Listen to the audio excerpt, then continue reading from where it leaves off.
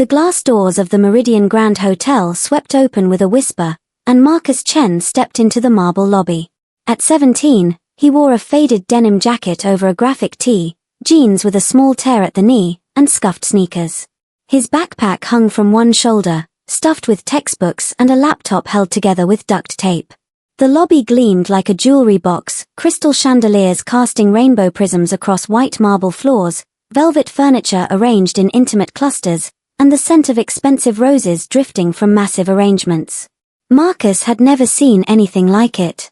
He approached the reception desk, where a woman in a crisp burgundy uniform stood examining her perfectly manicured nails. Her name tag read Victoria Ashford, Guest Relations Manager. "Excuse me," Marcus said politely. "I'd like to check in, please." Victoria's eyes traveled slowly from his shoes to his face, her expression souring with each inch. "Check in." She let out a short laugh. "Darling, I think you have the wrong address. The youth hostel is 6 blocks east." "No, I have a reservation," Marcus insisted, pulling out his phone. "Under Chen. I booked online." "Let me stop you right there." Victoria held up one hand, her diamond bracelet catching the light. "The Meridian Grand has certain standards. Our rooms start at $800 per night.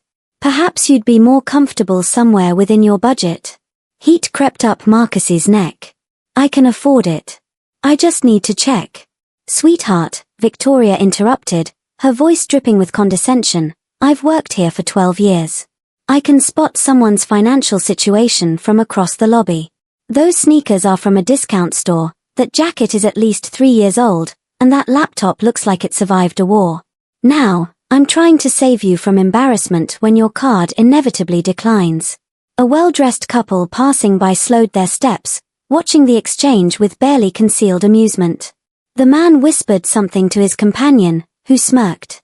"Just let me try," Marcus said quietly, his jaw tight. Victoria sighed dramatically. "Fine. But when this doesn't work, I expect you to leave without causing a scene." "Name?" "Marcus Chen." Her fingers flew across the keyboard, then stopped. She frowned, clicked several times, then leaned closer to her screen. "There's some kind of error. It says here you have a reservation, but there's also a flag on the account. It won't let me access the details." "What kind of flag?" Marcus asked. "How should I know? The system is probably glitching because someone made a fake reservation as a prank. Happens all the time with kids thinking they're funny." She picked up the phone. "Security. We may need an escort at the front desk." "Wait." A new voice cut through the tension. An older man in an impeccable charcoal suit hurried across the lobby, his silver hair perfectly styled, his face flushed with what looked like panic.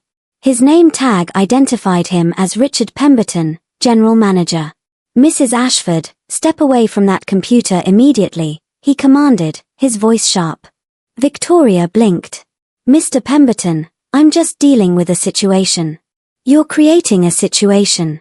He turned to Marcus, and his entire demeanor transformed. His face arranged itself into an expression of deep concern mixed with professional warmth. "Mr. Chen, I am profoundly sorry for this misunderstanding. Please, allow me to personally handle your check-in."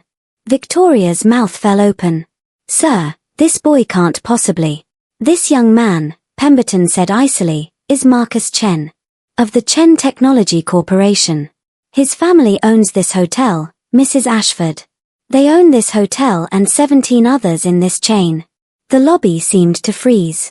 The couple who had been watching stopped mid-step. Victoria's face drained of color, going from healthy pink to paste white in seconds. Marcus said nothing, his expression carefully neutral.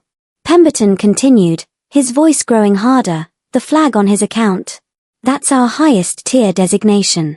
It alerts management when a member of the ownership family checks in so we can ensure they receive exemplary service. Service which, apparently, we've failed spectacularly to provide." I didn't know," Victoria stammered. "He looks like.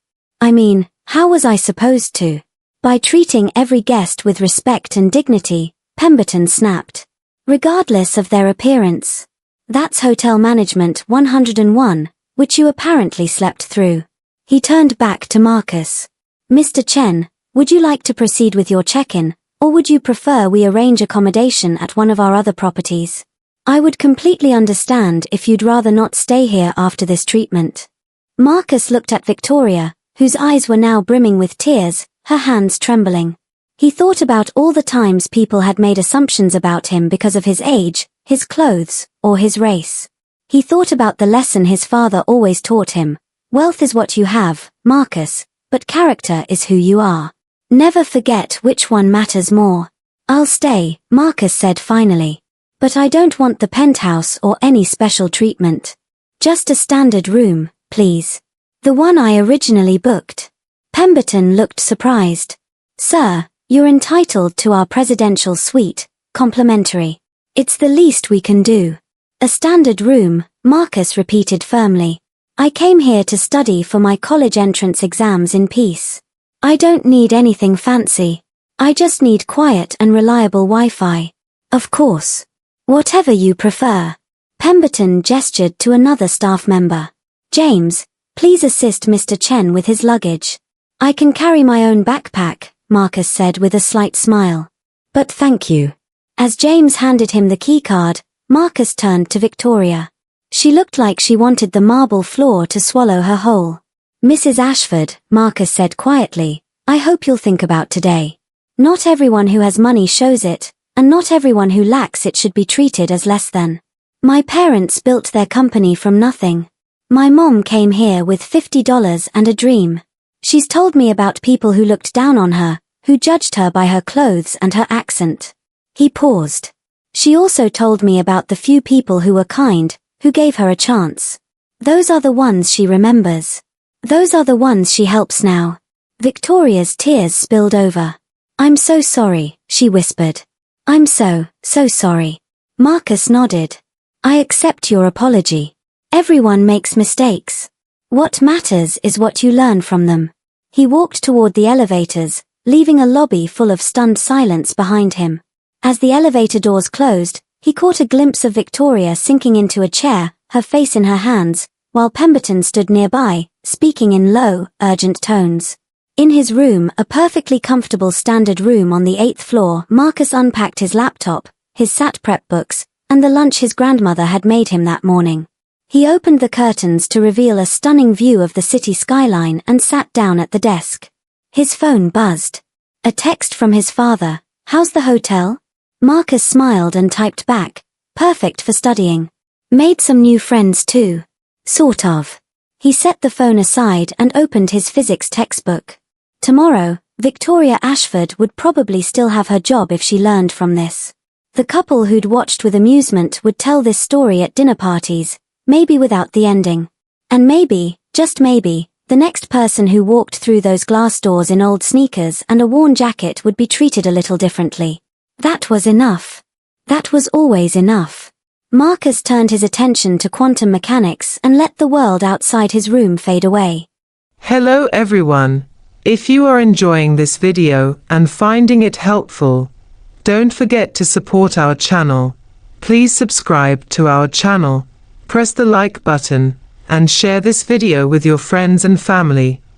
Also, make sure to turn on the notification bell so you never miss our upcoming videos. We regularly upload amazing, informative, and entertaining content just for you.